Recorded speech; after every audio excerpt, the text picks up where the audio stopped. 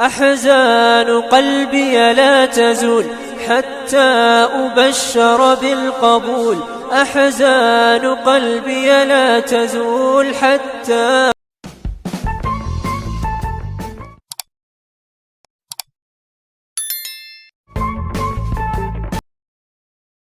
عليكم ورحمة الله وبركاته. وعيدي سلامي صاحبي الوحان إذي ليهاي welcome to Ashraf Academic Online. Welcome back again.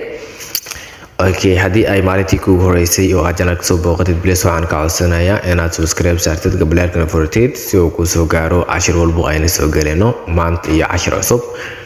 kusoo dhawaada mar kale. maanta waxaan idin wadnaa cashir aad u xiiso badan oo aad ka bogsan doontaan. Conversation or sheekaysi between two person or two friends or AB. waxaa wada sheekaysanayo A e B ayaa wada sheekaysanayo. A ayaa hadalka bilaabayo wuxuu leeyahay which do you like keebaad jeclaa lahayd to live inaad ku noolaato in the town magaalada or countryside ama baadiyaha. Would you like keebaad jeclaa lahayd to live inaad ku noolaato in the town magaalada or countryside ama baadiyaha. Would you like keebaad jeclaa lahayd to live inaad ku noolaato in the town magaalada or countryside ama baadiyaha. B ayaa ka jawaabayo wuxuu leeyahay in my idea haddii fikradeyda I would like waxaan jeclaa lahay to live inaan ku noolaado in the town magaalada.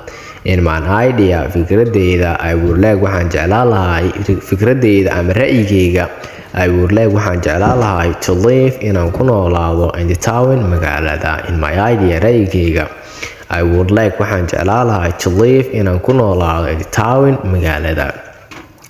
ayaa qaadanaya wuxuu leeyahay why have you chosen in the town maxaad u dooratay magaalada. Why have you chosen in the town maxaad u dooratay magaalada. Why have you chosen in the town maxaad u dooratay magaalada. B ayaa ka jawaabay wuxuu leeyahay because maxaa yeelay if you are sedentary in the town haddii aad magaalada degan tahay you can get waxaad heli kartaa many useful things sheeyo badan oo faa'iido leh which are not available kuwaasoo laga heli kara in the countryside baadiyaha. like sida education waxbarashada, telecommunication isgaarsiinta, medicine daawooyinka and many other things iyo waxyaabo kaloo badan. because maxaa yeelay if you are sedentary in the town haddii aad degan tahay resident ereygaas degana waay you can say that I am resident in the city of the summer waa dhigi kartaa dunida. because maxaa yeelay if you are resident haddii aad degan tahay in the town magaalada you can get waxaad heli kartaa many useful things.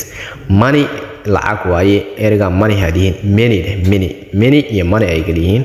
money lacag waaye many badan waaye. you can get waxaad heli kartaa many useful things sheeyo badan oo faa'iido leh which kuwaasoo are not available aan laga heli karin in the countryside baadiyaha. like sida education waxbarashada, telecommunication isgaarsiinta, medicine daawada and many other things iyo waxyaabo kaloo badan. B ayaan kusoo celinaynaa because maxaa yeelay if you are resident haddii aad degan tahay in the town magaalada you can get waxaad heli kartaa many useful things sheeyo badan oo waxtar leh which kuwaasoo are not available aan laga heli karin in the countryside baadiyaha. like sida education waxbarashada, telecommunication isgaarsiinta, medicine daawada and many other things iyo sheeyo kaloo badan. ee ayaa qaadanaya wuxuu leeyahay where do the town people halkeebay dadka magaaladu find ay ka helaan fresh milk and butter caano iyo subag fresh halkay ka helaan dadka magaalada. where do the town people halkay dadka magaaladu find ay ka helaan fresh milk and butter caano iyo subag fresh halkay bay ka helaan dadka magaalada. where do the town people halkay bay find ay ka helaan dadka magaalada halkay bay ka helaan fresh milk and butter subag iyo caano fresh ah. B ayaa ka jawaabay wuxuu leeyahay they can easily get si fudud ayay ku heli karaan everything wax waliba in the market ee yaala suuqa. they can easily get si fudud ayay ku heli karaan everything shay waliba in the market ee yaala suuqa. they they can easily get si fudud ayuu ku heli karaan everything shay walba in the market ee yaala suuqa. Assalaamu calaykum waraxmatullaahi wabarakaatuh. Intaas ayaan igu soo talagalay. Haddii aad nala timaaday muuqaalka dhammaadkiisa waxaan ka codsanayaa inaad sheer garaysid muuqaalka hadduu ilaahay yiraahdo.